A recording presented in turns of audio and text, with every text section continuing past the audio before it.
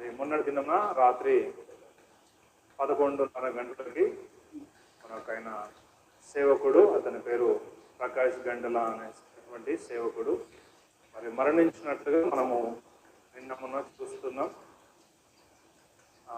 అతను Bible college టీచర్గా, ప్రొఫెసర్గా పనిచేస్తూ మరి దేవుని సువార్తలో అతడు కొనసాగుతున్నాడు. అతనికి బైబిల్ కాలేజెస్ కూడా ఉన్నాయి. బైబిల్ టీచర్గా కూడా మరి అతను ఎంతో సేవను అందించాడు. మరి వాక్యం విషయంలో కూడా చాలా ఏమంటారు ముక్కుసూటిగా చెప్పేటటువంటి వ్యక్తి. ఎప్పటికైనా ఈ లోకాన్ని మనం విడిచిపెట్టవలసిన వారమే అని అతను గుర్తించి జ్ఞాపకం చేసుకొని నా జీవితకాలం అంతా నేను దేవుని సేవలో ఉంటాను, దేవుడు నాకు ఇచ్చినటువంటి ఆయుష్ను బట్టి నేను దేవుని సేవలోనే కొనసాగుతున్నాను ఆలోచన చేసుకొని 10 సంవత్సరాలుగా దాదాపు అతనికి కిడ్నీ సమస్య వచ్చి 30 సంవత్సరాలు అయినప్పటికీ ఎన్ని సంవత్సరాలుగా దేవుడు అతన్ని కాపాడినాడు.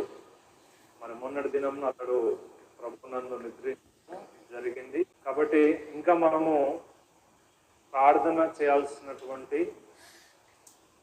విషయాన్ని దేవుడు ఈ సంఘటన ద్వారా మనకు గుర్తు చేస్తున్నాడు.